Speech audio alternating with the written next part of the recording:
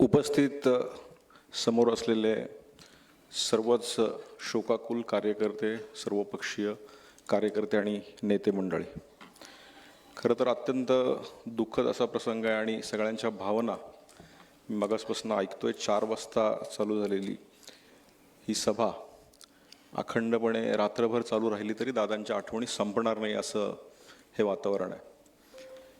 खरं तर दादांचा आणि माझा संबंध तसा फारच जुना आहे. खूप कमी लोकांना माहिती असेल. 2002ला माझ्या नॉवेल इन्स्टिट्यूटच्या उद्घाटनाला दादा त्या ठिकाणी आले होते आणि माझा भाऊ PDCC बँकेत बारामतीला असल्यामुळं संजूचा भाऊ म्हणून दादा पूर्वीपासून मला ओळखायचे.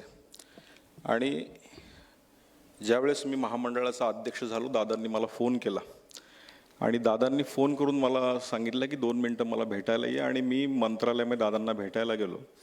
दादा मला म्हणले की तू ज्या महामंडळाचा अध्यक्ष झाला आहे त्या महामंडळामध्ये 600 कोटीपेक्षा जास्त मोठा घोटाळा झाला, तुला कल्पना आहे.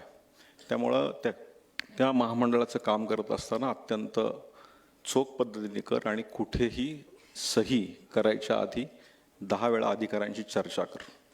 मला असं वाटलं की मी कुठल्या भारतीय जनता पार्टीचा आणि दादा हे राष्ट्रवादीचे त्यावेळेस विरोधी पक्ष म्हणून ते काम करत होते आणि त्यांनी माझ्यासारख्या सामान्य कार्यकर्त्याला बोलवून सांगावं की कुठेही चूक करू नको, ह्याच्यापेक्षा मोठी गोष्ट कधीच नाही.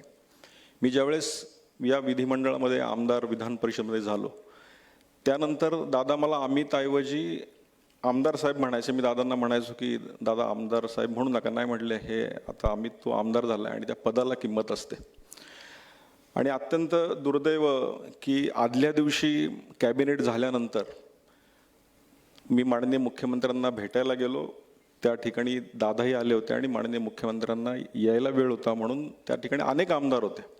पण दादांनी आवाज दिला आणि मला बोलून घेतलं, आमदार साहेब इकडे या. आणि कमीत कमी 7 ते 8 मिनिटं माझ्याशी पिंपरी चिंचवड शहरातला आत्ताच झालेली निवडणूक या विषयावर बोलत असताना अनेक त्यांनी गोष्टी सांगितल्या, अनेक कार्यकर्त्यांची त्यांनी नावं घेतली. आणि आणखी 2 महिन्याआधी जर मी पिंपरी चिंचवडमध्ये उतरलो असं तर वेगळं परिस्थिती दिसली असता असंही मला म्हटले.